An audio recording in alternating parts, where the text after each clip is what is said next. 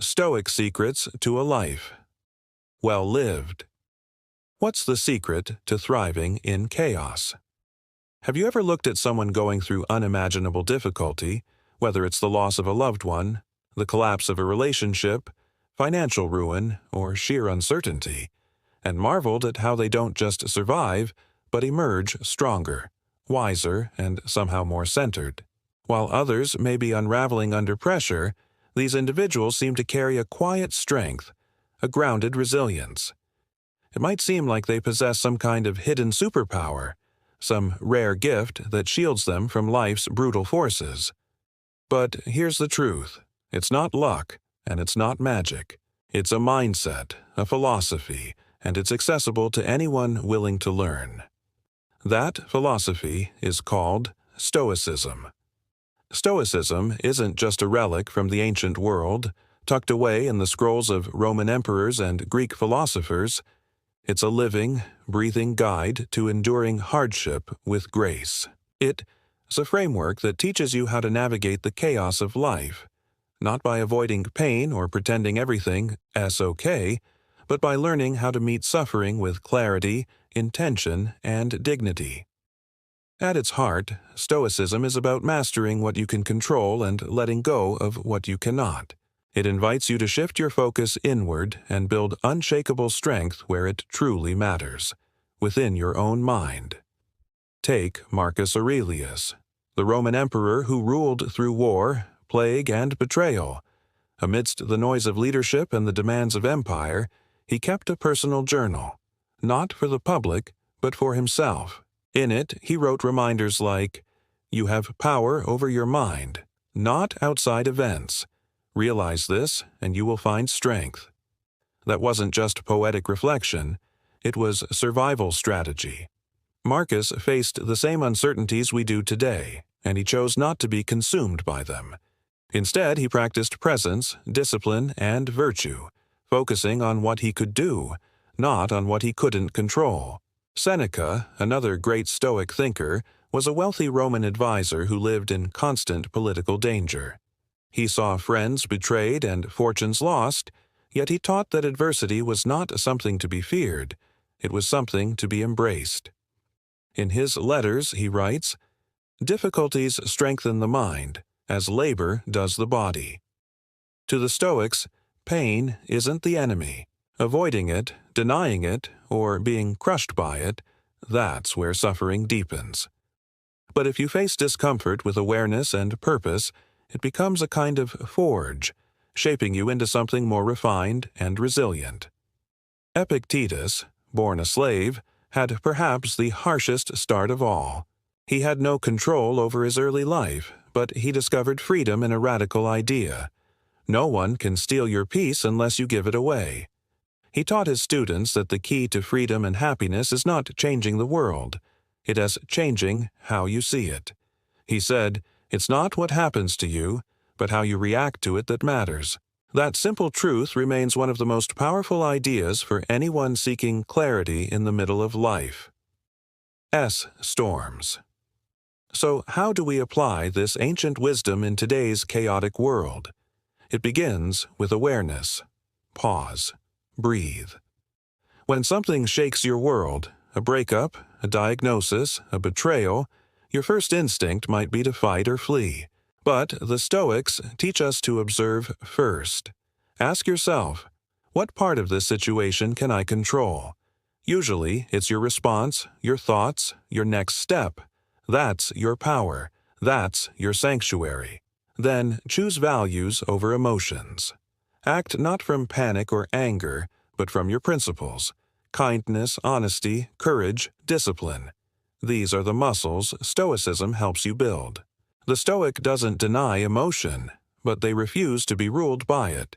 They journal, reflect, and commit to daily habits that align their actions with their values.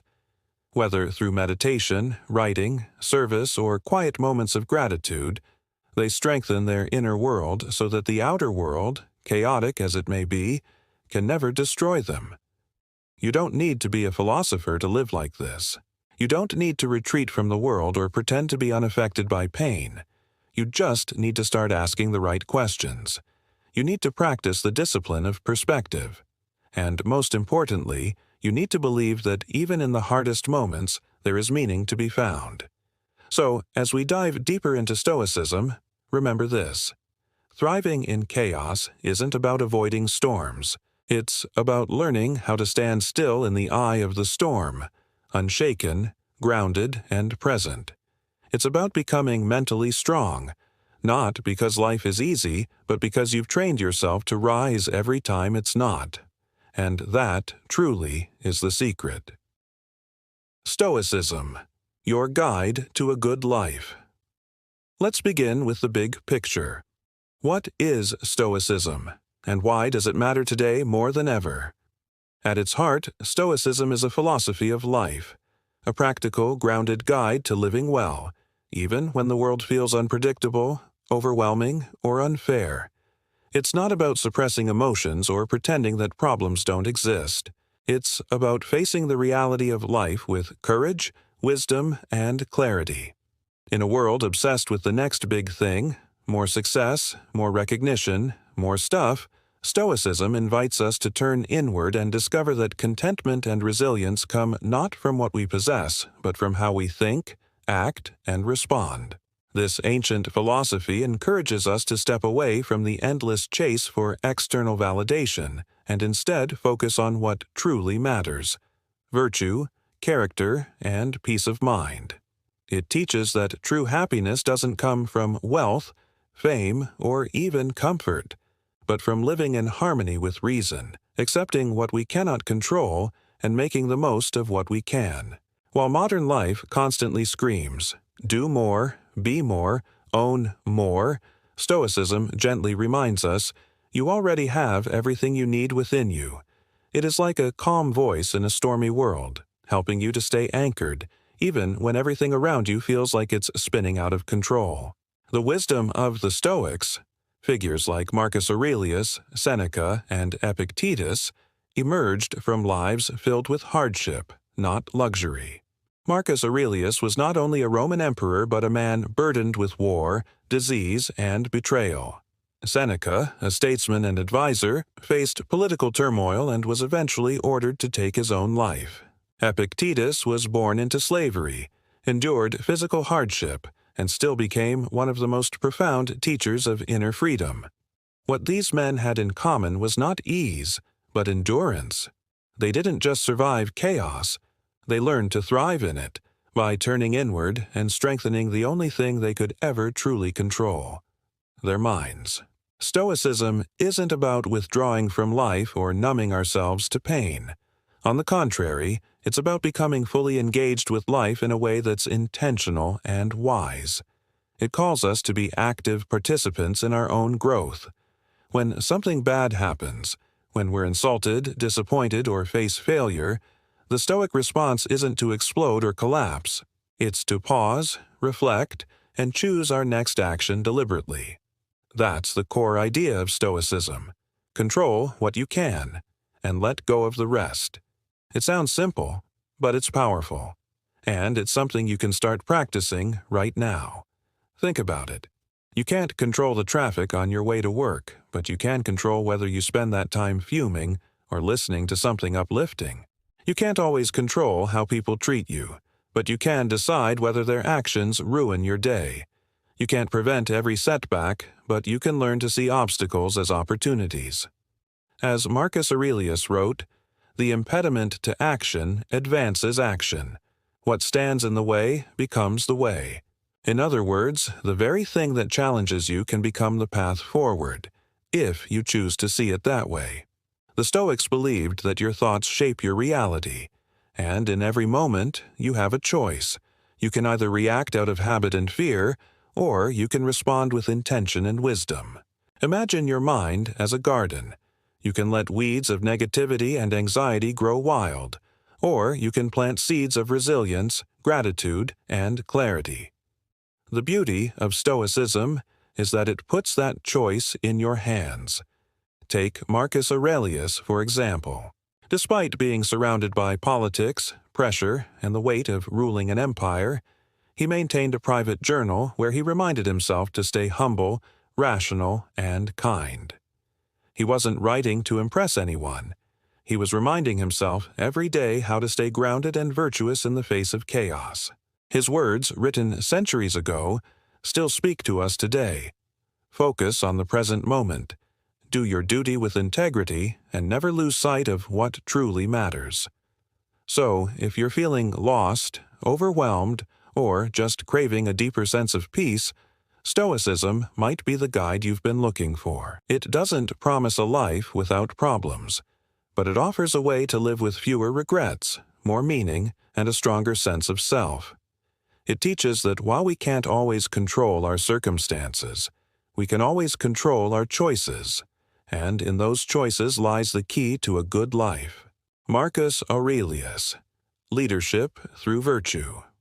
Picture this: you are the most powerful person in the known world, the Emperor of Rome. You live in unimaginable luxury. Palaces stretch across the city like marble dreams. Feasts are prepared at your slightest whim, and you are surrounded by advisors, guards, and treasures that glint like starlight. Anything you could ever want is within your grasp. But then, a deadly pandemic spreads like wildfire through your empire. Fear grips the streets. People are dying. Supplies are scarce. Society teeters on the edge. In that moment, how would most people react? Would they retreat behind guarded walls, preserve their riches, and protect their comfort? That would be the instinct of many. But not Marcus Aurelius. Marcus did something extraordinary, something that even now, centuries later, still stuns and inspires. Instead of clinging to his immense wealth and privilege, he sold off his personal possessions. These weren't minor items, they were priceless imperial treasures, symbols of status and power. He used the proceeds to provide aid for the suffering population. This wasn't a gesture for appearances, nor a move to maintain political popularity. It was an act rooted in deep moral conviction, in a sense of duty to his people and to the Stoic principles he lived by. When faced with immense pressure, Marcus chose compassion over comfort, humility over ego, and service over indulgence. This wasn't just leadership. It was Stoic leadership. It reflected the four cardinal virtues of Stoicism: wisdom to understand what really mattered in the chaos, courage to make difficult decisions in the face of fear, justice to prioritize the well-being of others over personal gain, and temperance to resist the temptations of luxury and ease. These virtues weren't abstract ideas to Marcus. They were his compass in the storm. He didn't preach one thing and live another. He showed, through his actions, that power doesn't have to corrupt. In fact, when guided by principle, it can become a force for healing. What made this even more powerful was the contrast with what many leaders have done in similar moments throughout history: hoard resources, point fingers, or ignore suffering. Marcus took the harder path, but the one that would echo through time. In doing so, he didn't just lead an empire, he reminded the world what moral strength looks like in action. He embodied the Stoic belief that how you respond to adversity defines who you are. That virtue is the only true wealth, and that service, not status, is the real measure of greatness. But Marcus wasn't alone in this vision of ethical leadership. Philosophers before and after him also emphasized the importance of virtue in public life.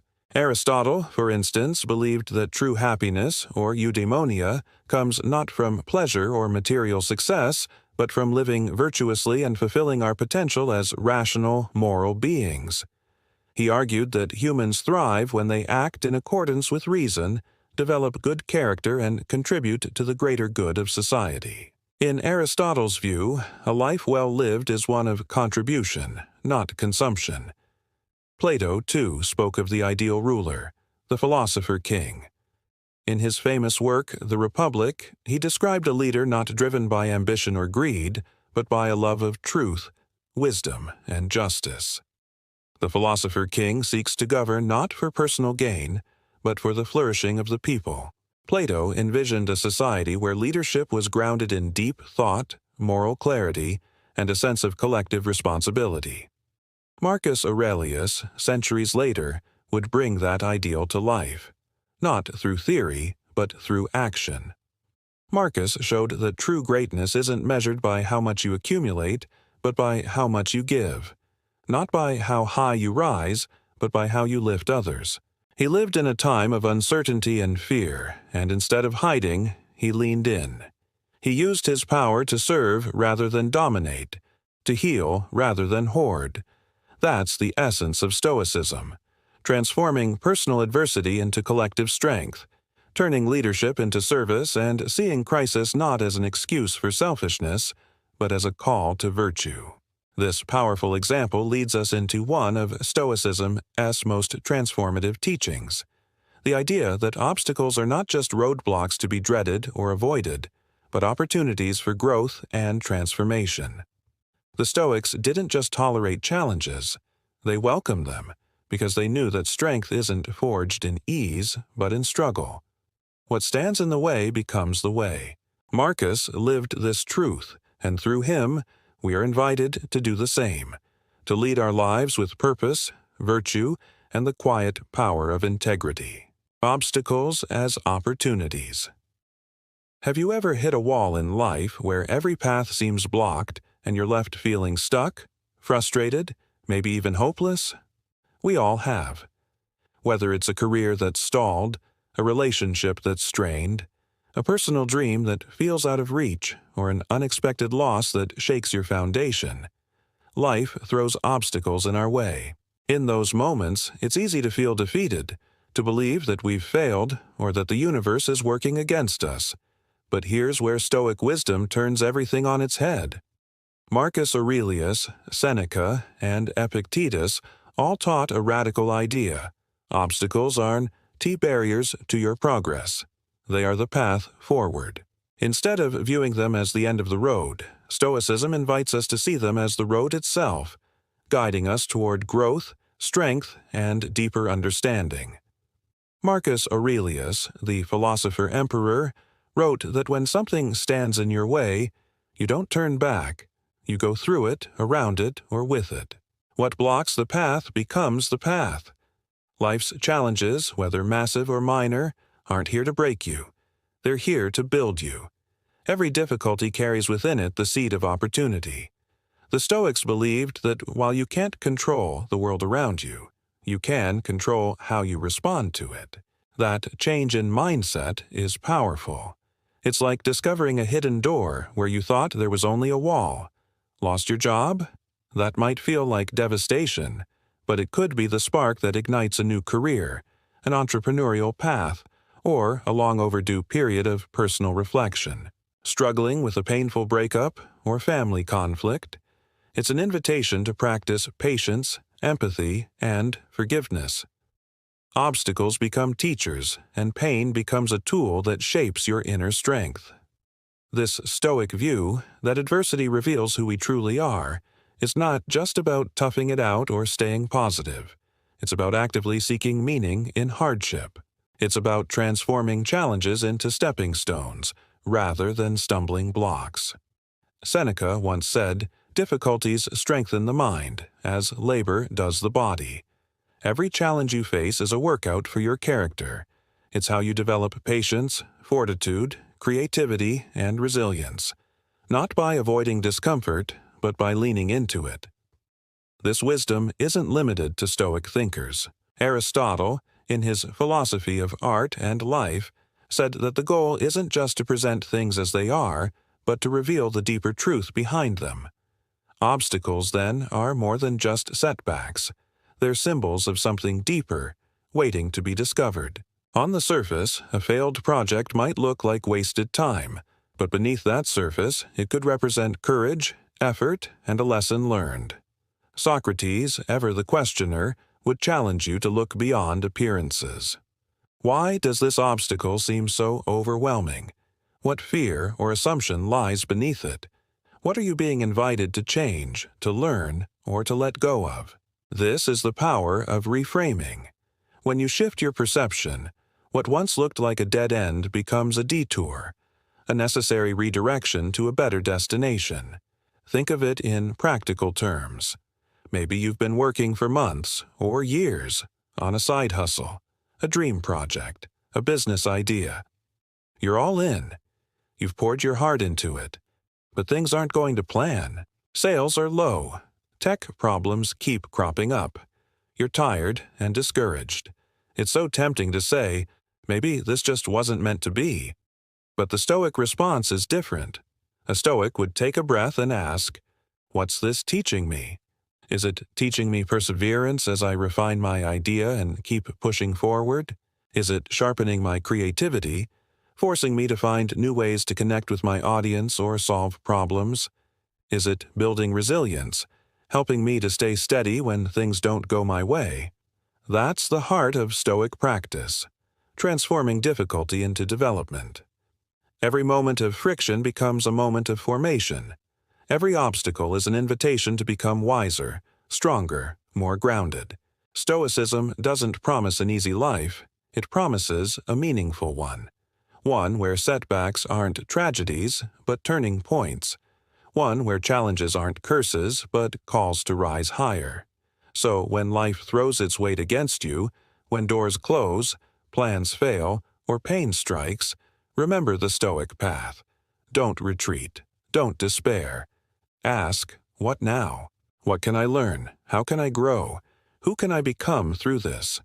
The obstacle isn't in the way. The obstacle is the way. Action over intention. Here, as a truth we all know deep down but often try to sidestep. Knowing what to do isn't enough. You have to do it.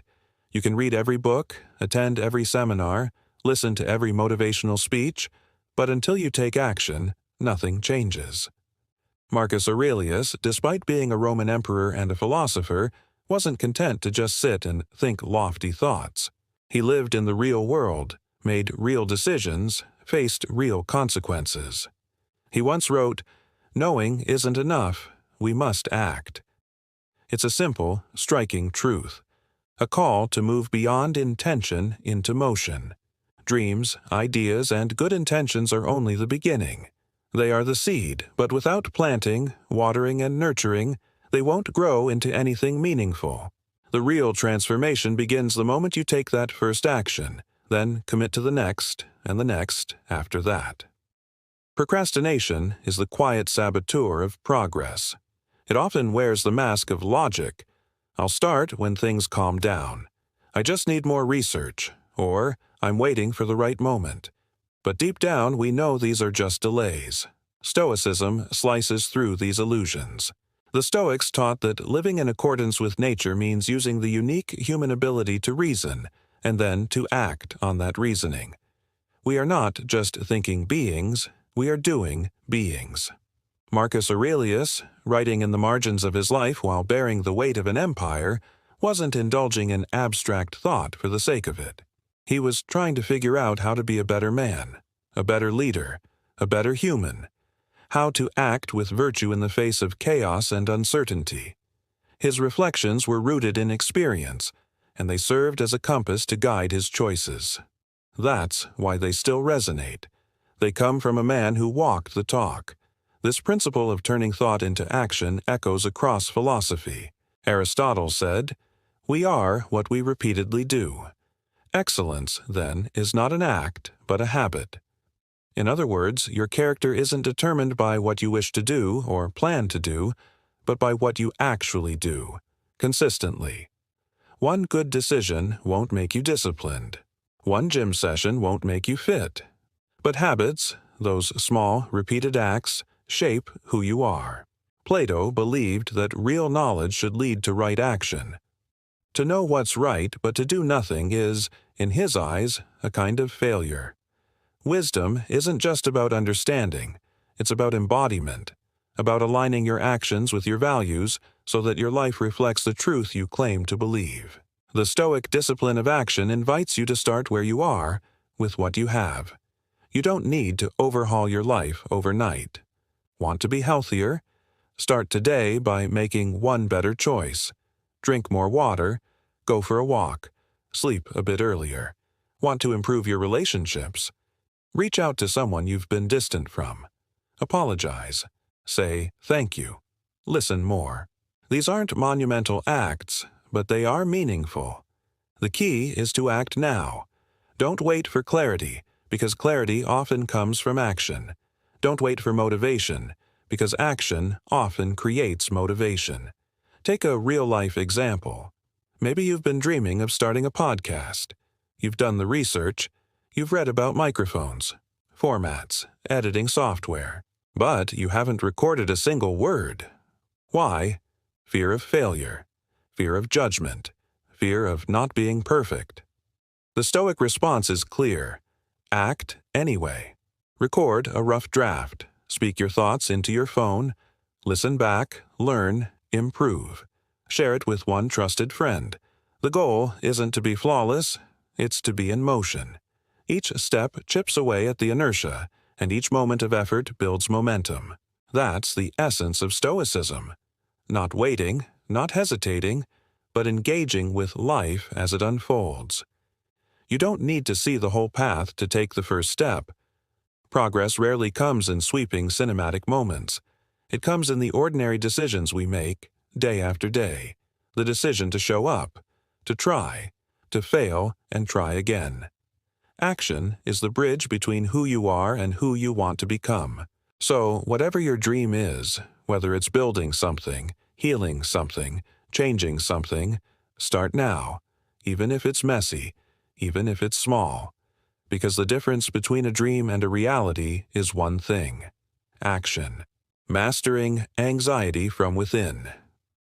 In the quiet moments of life, when everything slows down and you're alone with your thoughts, do you ever feel that creeping knot of anxiety tightening in your chest?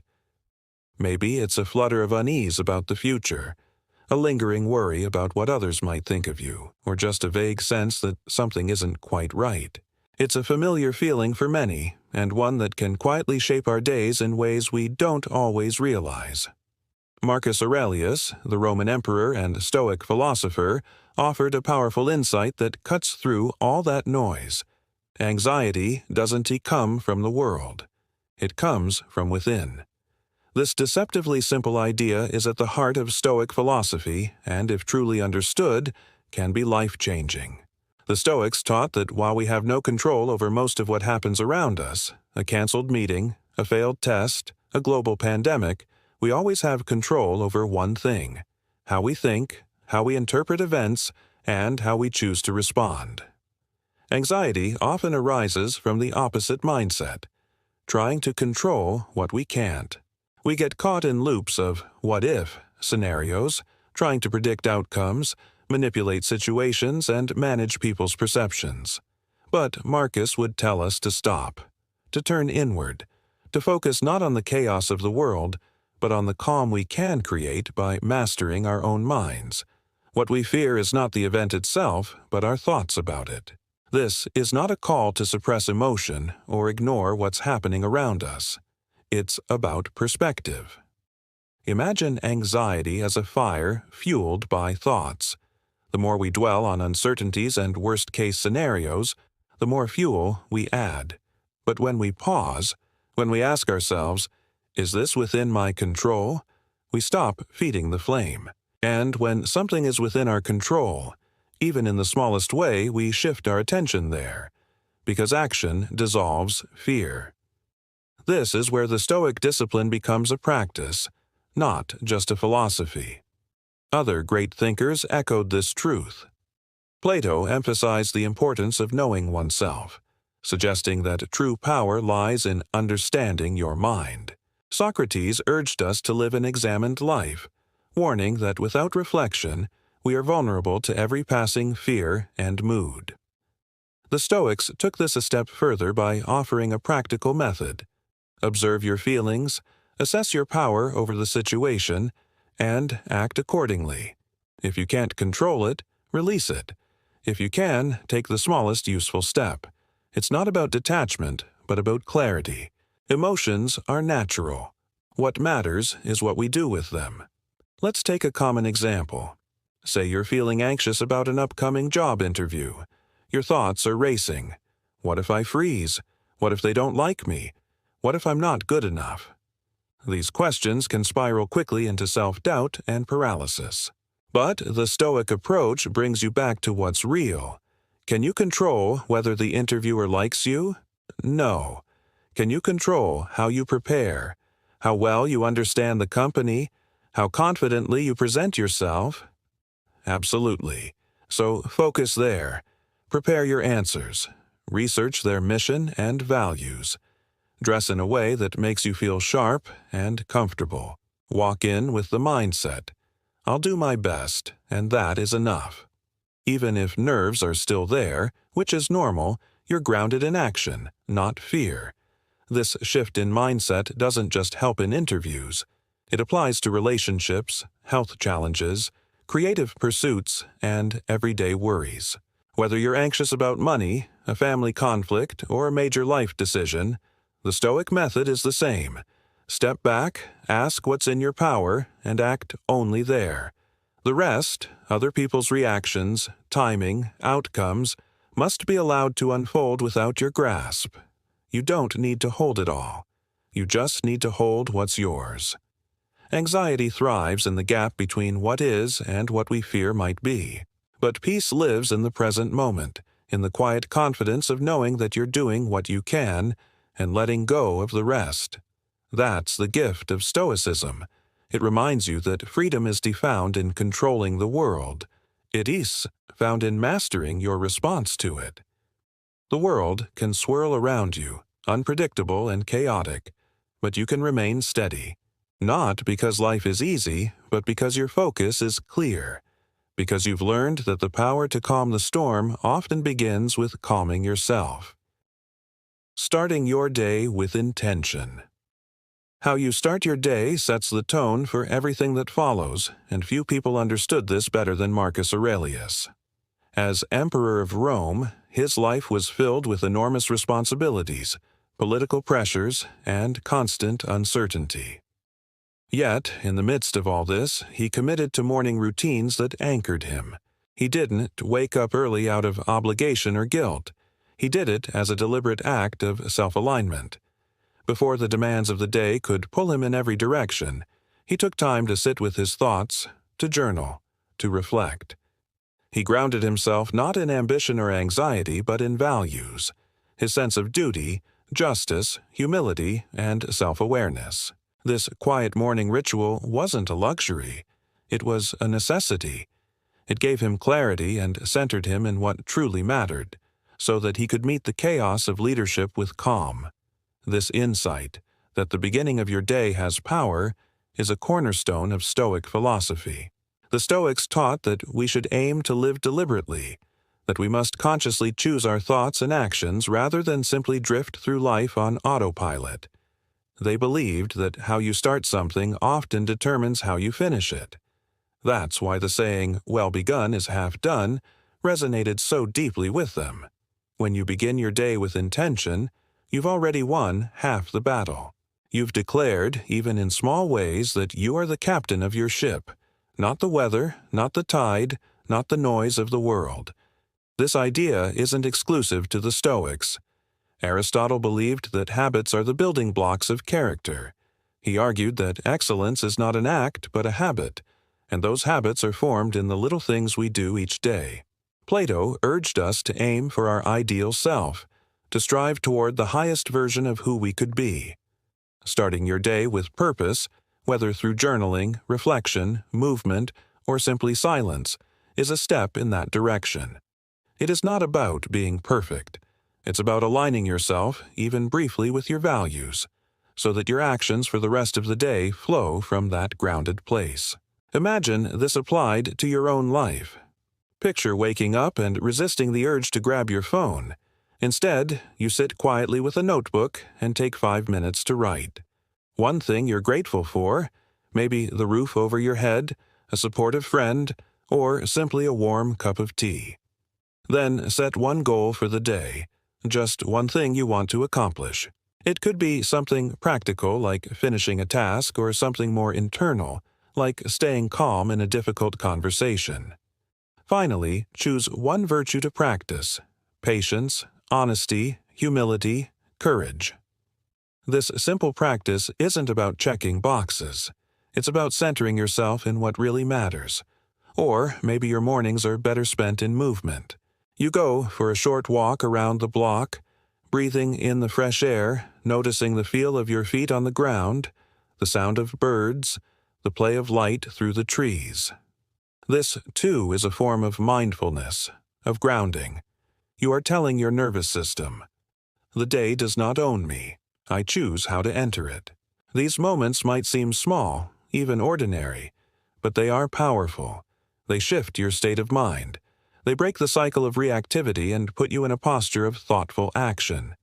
These acts, journaling, walking, meditating, or even just making your bed with care, are not trivial. They are rituals of meaning, little acts of intention that declare your life is worth showing up for. They help you meet the inevitable challenges of the day not with panic or distraction, but with steadiness. And when you start your day this way, you're no longer at the mercy of your moods or the outside world. You're responding instead of reacting. You're shaping your day instead of letting the day shape you. In the end, a purposeful morning isn't about productivity hacks or squeezing more out of your time. It's about coming home to yourself before the world pulls you away. It's about deciding who you want to be before the noise begins. When you begin your day with intention, you create a kind of inner compass, something steady and unshakable. And no matter what the day throws at you, you'll meet it with a clear head and a steady heart. That's the power of how you begin. Balancing self-discipline and compassion. Stoicism is all about balance, and one of its most profound teachings is how to navigate the dance between self-discipline and compassion. Marcus Aurelius captured this beautifully when he wrote, "Be strict with yourself, but lenient with others." This simple yet powerful principle reflects the Stoic way of growing without judgment, of holding yourself to high standards while extending grace to others. It is a way of living that encourages inner strength without arrogance and kindness without weakness. This dual approach helps you evolve into a better version of yourself while allowing others the space to do the same in their own time and way. Self-discipline is the inner compass that keeps you aligned with your values. It's not about being harsh or punishing yourself. It's about the quiet, consistent decision to act in accordance with what matters most to you. It's waking up early to work on a goal when it would be easier to sleep in. It's choosing to respond calmly when frustration boils up. It's doing the right thing, not because someone is watching, but because it honors who you want to be. Marcus Aurelius lived this principle. His meditations are full of reflections where he examines his own behavior, reminding himself to stay humble, focused, and ethical, even when tempted by ego, anger, or fatigue. He treated his mind like a muscle, something to be trained and honed through repetition and awareness. Aristotle offered a similar view, seeing virtue as something developed through habit. To him, excellence wasn't an act but a state you achieve by consistently making the right choices. He believed that self-discipline helps you avoid the extremes, too much indulgence or too much denial, and land in the sweet spot of virtue. It's a practice, not a destination. You slip, you learn, you adjust. The key is that you keep showing up, keep trying to be a little better each day, even if the progress is slow and unseen. But as you push yourself forward, Stoicism reminds you to look outward with compassion. The same high standards you apply to your own life shouldn't become weapons you use against others. Not everyone is on the same journey. People grow at different speeds. They carry burdens you can't see. What looks like laziness might be depression. What appears as disorganization might stem from chaos in their personal life. Marcus often reminded himself to accept others' flaws without letting them disturb his peace. He believed that we are all part of a greater whole, and that understanding, not judgment, keeps us connected. This doesn't mean you tolerate abuse or ignore harm. Stoic compassion isn't blind. It simply asks you to respond to others in a way that reflects your values, not their behavior. When someone cuts you off in traffic, you can get angry and stew in resentment, or you can breathe. Remind yourself they might be rushing to an emergency, and let it go. This kind of leniency isn't weakness, it's wisdom. It's the recognition that you gain nothing by carrying unnecessary anger and everything by choosing calm. Let's make this real. Say you've committed to becoming more organized and structured in your daily life. You've started setting routines, prioritizing tasks, and sticking to your calendar. It's a big shift, and it's working. But then a colleague at work, someone you rely on, keeps missing deadlines or showing up unprepared. It disrupts your flow. The easy response might be irritation, maybe even blame. But here's where Stoic balance comes in. You can hold your own line, keep your discipline intact, and still choose a compassionate response. Instead of snapping or gossiping, you can offer help or calmly set boundaries. You remind yourself, their path is theirs. Yours is yours. By practicing this balance, discipline for yourself, compassion for others, you build not only resilience but character. You create a life that is both strong and kind, structured and open-hearted. You avoid the trap of becoming rigid or self-righteous and instead grow into someone who leads by quiet example. In a noisy, chaotic world, this kind of balanced living stands out. It inspires trust, it invites peace, and it honors the Stoic belief that while you may not control everything around you, you always have control over how you show up. Handling difficult people with grace. Let's face it, difficult people are part of life. Whether it's the coworker who constantly interrupts, the friend who cancels plans at the last minute, the neighbor who never says hello, or the stranger who cuts you off in traffic, these moments can feel like personal attacks. They test your patience, stir up irritation, and can knock you off balance emotionally. But from a Stoic perspective, these people and moments aren't obstacles to peace, they're opportunities. Marcus Aurelius, emperor and philosopher, saw such encounters as the training ground for virtue. Instead of viewing difficult people as enemies, he saw them as teachers, unwitting participants in your development of patience, kindness, humility, and self-control. Stoicism teaches a crucial principle. You cannot control what other people do, but you can always control how you respond. Marcus repeatedly reminded himself in his meditations that external events, including other people's behaviors, are not within your power. What is within your power is your response, your thoughts, your choices, your attitude. When someone is rude or dismissive, they offer you a moment to exercise restraint. When someone is careless or unreliable, they give you the space to practice forgiveness and understanding. Reacting with anger, resentment, or spite only puts your peace in their hands. But when you respond with intention, with clarity and calm, you reclaim your inner stability and stay true to your values. It is important to understand that practicing Stoicism in the face of difficult people doesn't mean becoming passive or letting others walk all over you. On the contrary, it means choosing your response deliberately. It means standing up for yourself when needed, but doing so with dignity. It means creating boundaries not out of spite but out of respect for both yourself and others. Marcus Aurelius didn't advocate for passivity. He advocated for strength rooted in virtue. He knew that controlling your own impulses and rising above pettiness required far more power than lashing out ever could. Modern psychology echoes this ancient wisdom. Carl Jung, the renowned Swiss psychiatrist, introduced the idea of the shadow self, the parts of ourselves that we repress or deny. Often, he suggested, the traits we find most irritating in others reflect qualities we haven't fully come to terms with in ourselves. So, when someone gets under your skin, it's worth asking, why does this bother me so much? Is it because their arrogance reminds you of your own moments of pride? Is it because their disorganization touches a nerve about your own need for control? These questions don't excuse bad behavior, but they open a window into self-awareness. In this way, difficult people don't just test your patience. They shine a light on areas where you can grow. Let's bring this into a real-life example. Imagine a family member who constantly criticizes your choices, your job, your parenting, your lifestyle. Each interaction feels like a jab, and it's wearing you down. You might feel tempted to snap back, to defend yourself aggressively, or even to cut them off entirely. But from a Stoic point of view, there's another path. Pause, breathe, ask yourself, what can I control here? You can't control their opinion. You can't force them to understand you.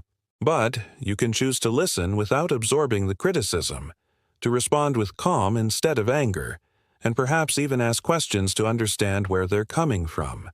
Are they projecting their fears? Are they trying, in their own flawed way, to protect you? This doesn't mean you accept the criticism or agree with it. It means you choose a response that keeps you grounded in your own values. By responding this way, you gain more than just a peaceful interaction. You build inner strength. Every moment of irritation becomes a brick in the foundation of your character. Every time you resist the urge to react, you become more resilient. You move through life not as someone tossed around by others' moods and mistakes, but as someone anchored by intention. That's the Stoic way. Not to avoid conflict, but to meet it with grace and transform it into growth. Difficult people will always exist. That's not something we can change. But how we meet them, what we do with those moments of friction, that's where our power lies. When we view these encounters as practice grounds for our virtues, we stop seeing them as setbacks and start seeing them as stepping stones. And in doing so, we don't just handle life more calmly, we live it more wisely, focusing on what's essential. In today's relentlessly fast-paced world, where notifications constantly ping, tasks pile up, and countless demands tug at you from every direction, it is all too easy to feel overwhelmed and caught in a whirlwind of endless must-dos. The sensation of drowning in a sea of responsibilities can be suffocating, leaving you drained and disconnected from what truly matters. In these moments, it's essential to pause and ask yourself a simple yet profoundly powerful question that Marcus Aurelius, the ancient Stoic philosopher, championed. Is this essential? This question isn't merely about managing time more efficiently. It's about realigning your life with your deepest values and priorities, intentionally shedding the clutter and noise to focus on what genuinely enriches your existence. Stoicism, at its core, teaches clarity and intentionality. It's about cultivating the ability to live with purpose and control, rather than being tossed about by the unpredictable currents of external chaos. Marcus Aurelius, who was both an emperor and a philosopher, emphasized a life grounded in internal priorities, principles such as virtue, purpose, and authentic connection with others, rather than the never-ending demands imposed by society or circumstance. His wisdom invites us to develop a mindset that values what is within our control, and to remain indifferent to distractions that pull us away from our true path. This approach finds echoes in the teachings of other great thinkers. Aristotle's concept of the golden mean proposes that the best way to live is by striking a balance, avoiding both excess and deficiency, and pursuing what genuinely fulfills you without tipping into overcommitment or neglect. It encourages mindful moderation, suggesting that happiness and well-being arise when we focus on the right amount of effort, engagement, and rest. Similarly, Plato's philosophy urges us to seek the good, the true, and the beautiful. His vision inspires us to elevate our choices, aiming for actions and decisions that reflect higher ideals rather than superficial or transient desires. In doing so, we shape a life imbued with meaning and integrity.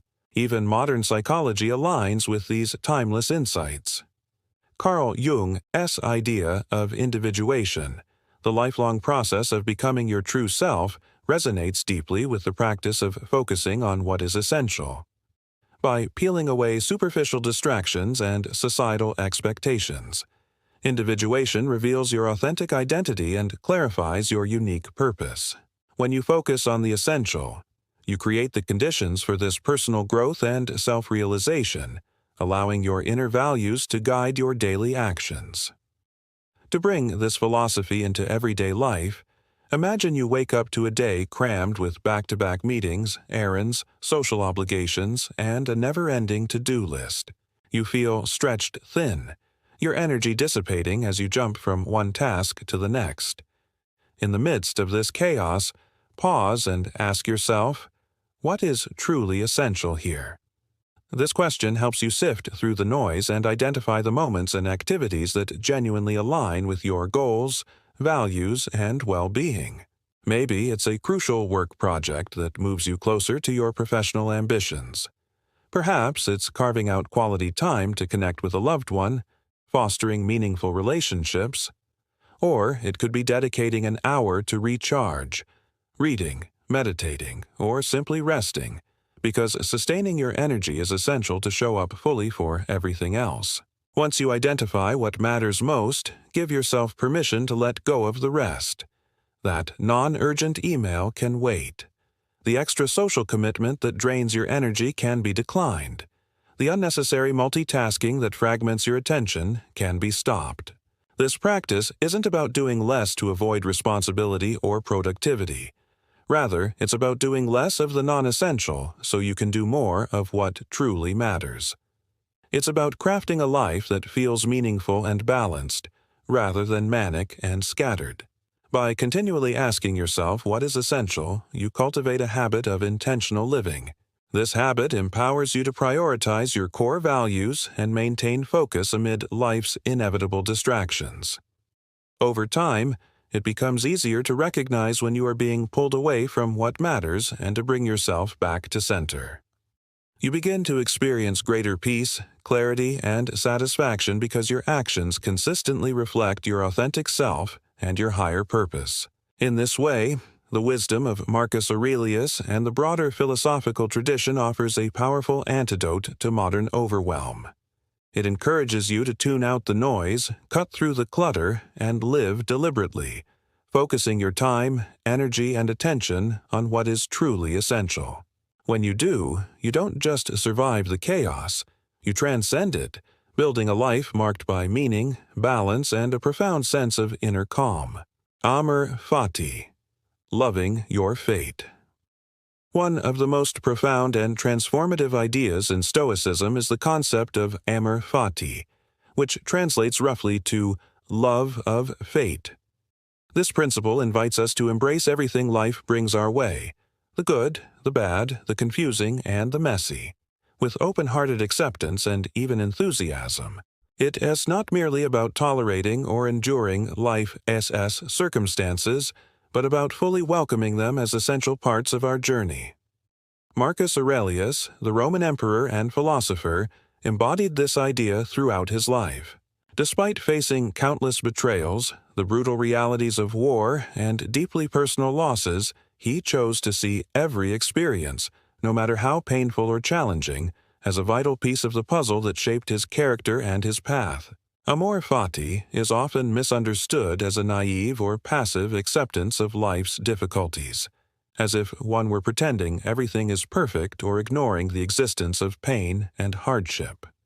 In truth, it is quite the opposite. Loving one's fate means recognizing and owning your life fully with all its ups and downs. It is saying, "This is my life, these are my circumstances, and I will make the best of them." It means refusing to waste energy fighting against reality, which is often beyond our control, and instead focusing on how we respond to it. This mindset shifts the way we experience setbacks and suffering. For example, losing a job isn't simply a misfortune. It becomes an invitation to explore new opportunities, to reinvent yourself, or to take a direction you might not have otherwise considered. Facing a health challenge is not only a test, but also a chance to cultivate resilience, courage, and gratitude for the things you still have, the people who care about you, your inner strength, and the beauty of life in its many forms. In this way, Amor Fati transforms suffering into meaning, turning challenges into growth. It aligns closely with Aristotle's philosophy, which teaches that happiness is found not by wishing for different circumstances, but by accepting the conditions life gives us and pursuing excellence within them. Happiness, Aristotle suggests, is about flourishing by fully engaging with life as it is, not as we wish it would be. By loving your fate, you stop wasting precious energy battling reality.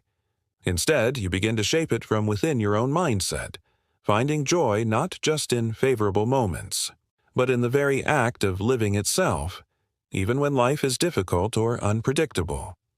To better understand this, consider a simple, relatable story. Imagine you've planned a big outdoor event, a birthday party, a wedding celebration, or a community gathering.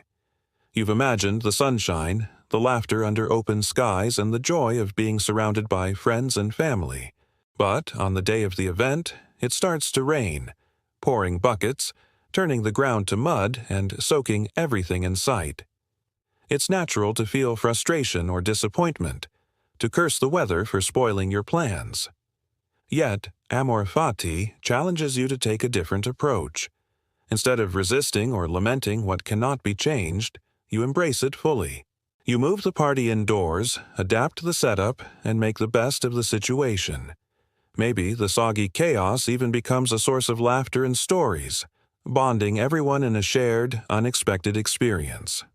What felt like a ruined day transforms into a memory that will be recounted with fondness for years to come. This story illustrates the profound power of loving your fate, of seeing every moment, no matter how imperfect, as necessary and even beautiful. It doesn't deny the frustration or loss, but it chooses acceptance and transformation instead of resistance.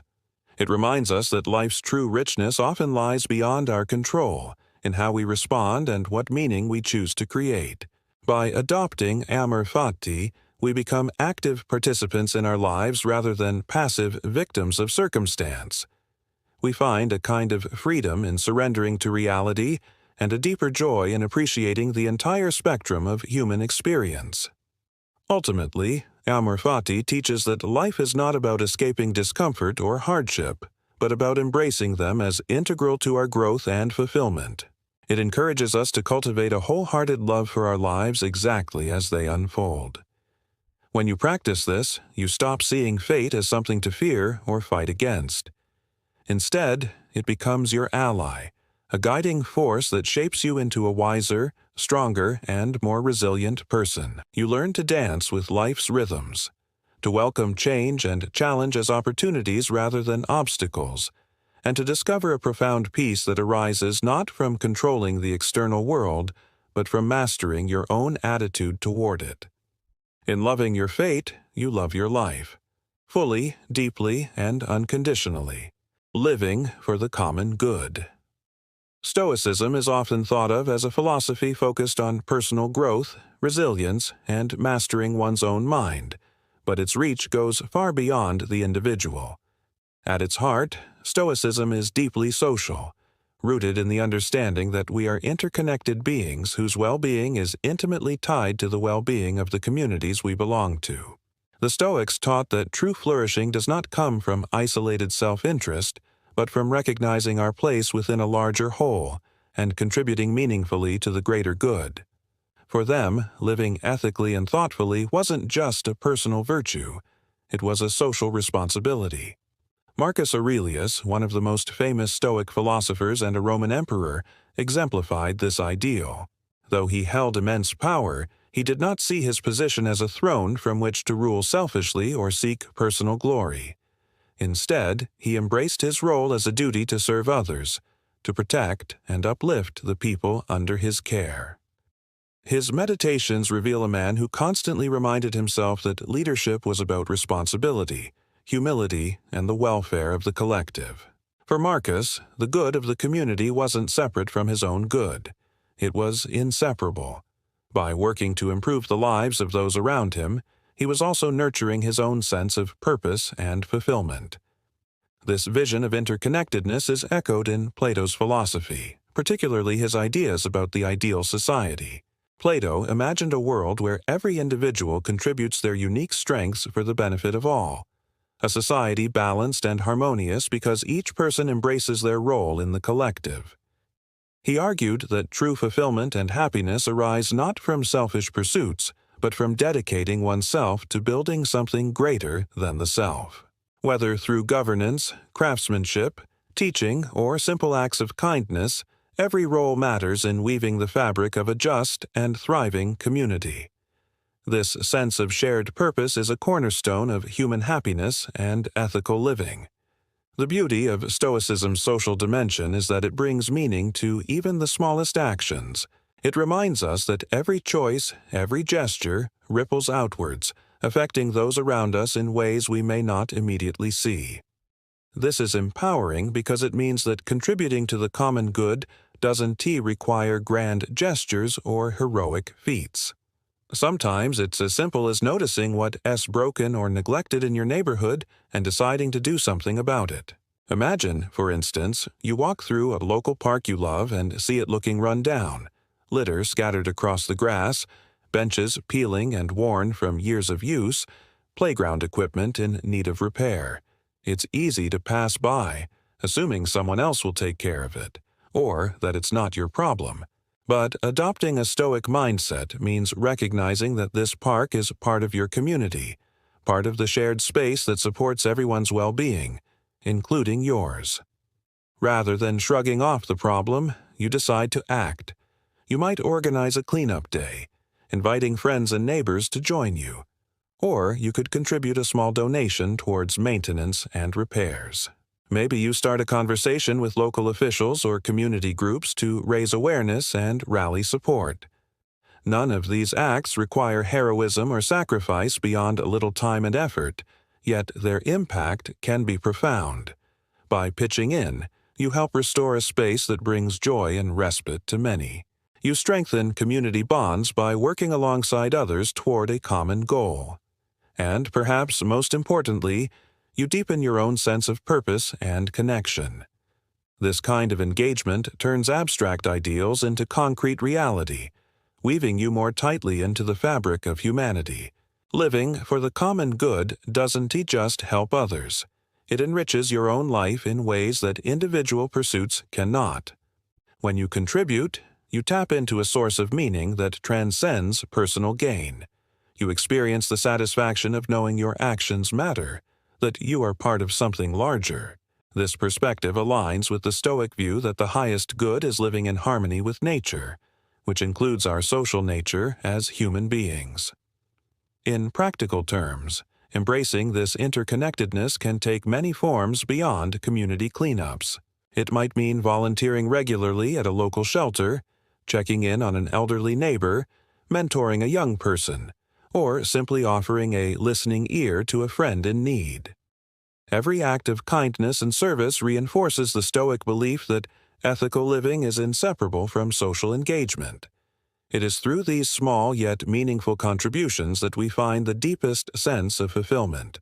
Ultimately, Stoicism teaches that by caring for the community, we care for ourselves. Our happiness is not isolated but woven together with the happiness of others. By seeing ourselves as part of a larger whole, we gain perspective, humility, and motivation to act with compassion and responsibility. In doing so, we not only improve the world around us but also cultivate a life rich with purpose, connection, and true contentment.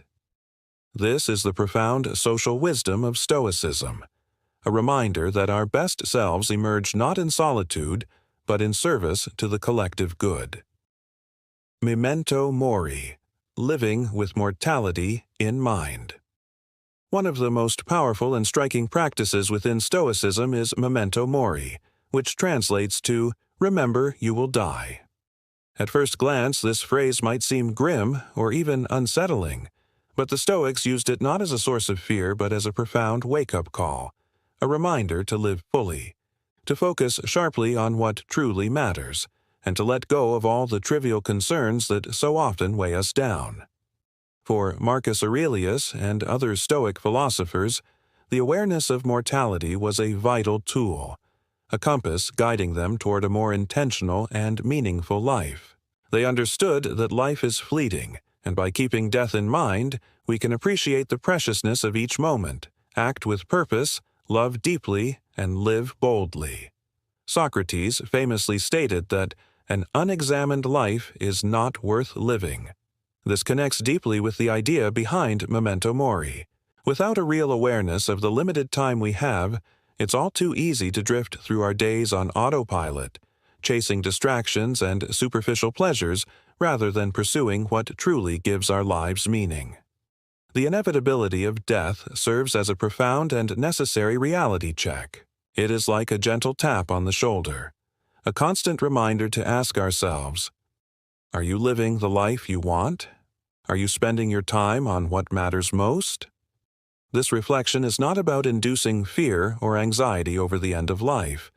Rather, it is about gaining clarity and perspective, helping us prioritize what aligns with our deepest values and goals. When you embrace memento mori as a daily practice, it encourages a radical kind of presence. Instead of being caught up in endless worries, regrets, or hopes, you become more mindful of the here and now. The awareness that time is limited naturally brings focus. It cuts through the clutter of distractions and helps us distinguish between what is urgent and what is truly important.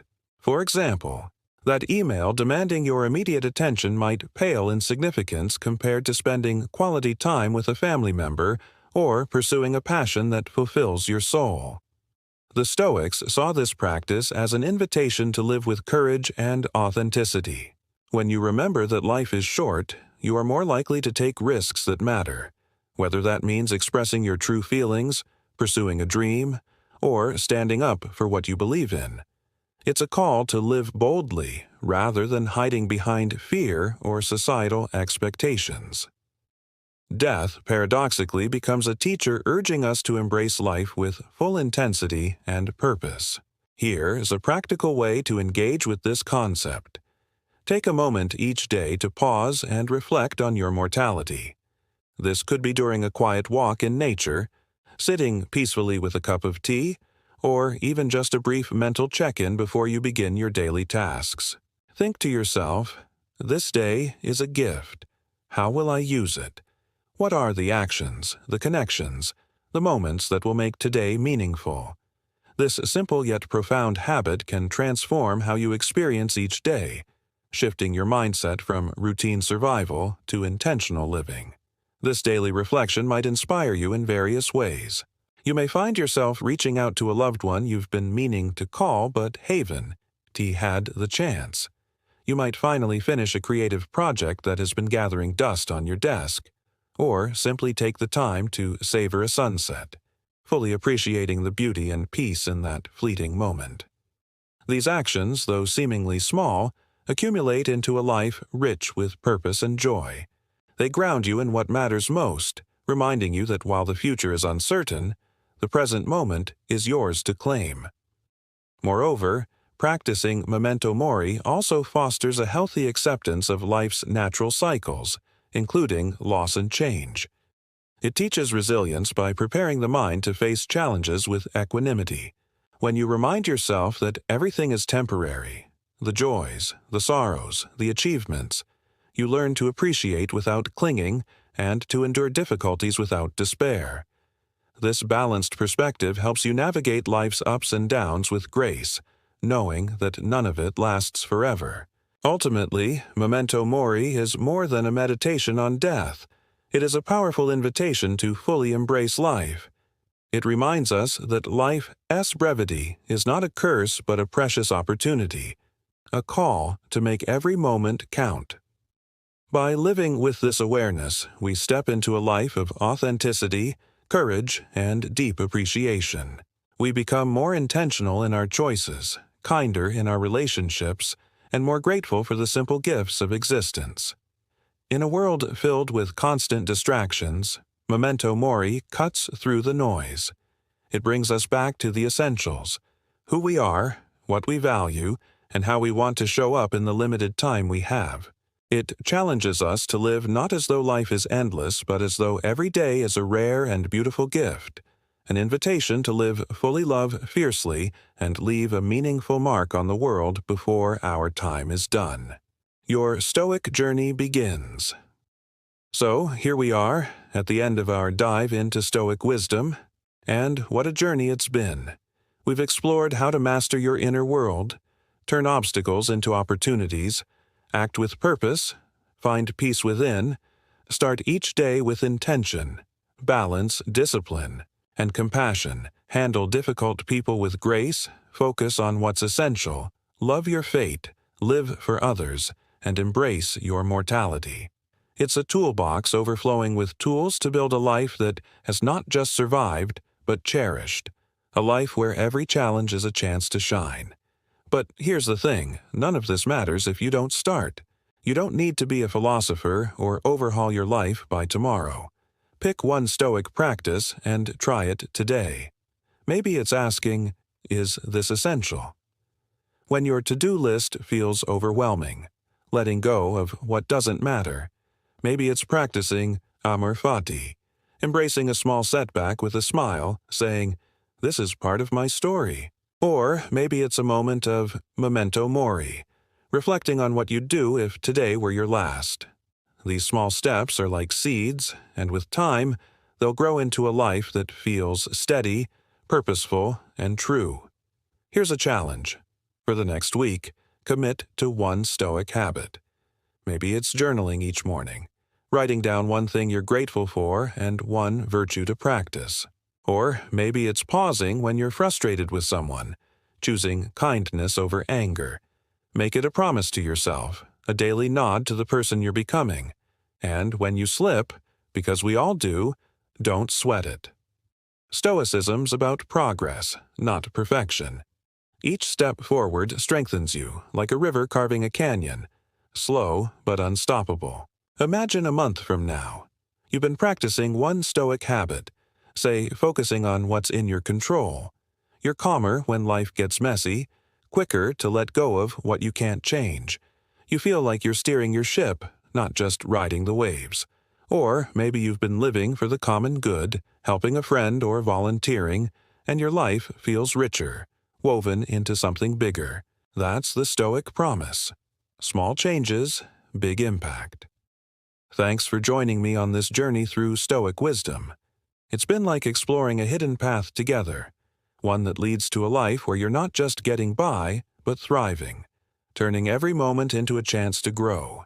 If this sparked something in you, a curiosity, a desire to live better, hit that subscribe button and stick around.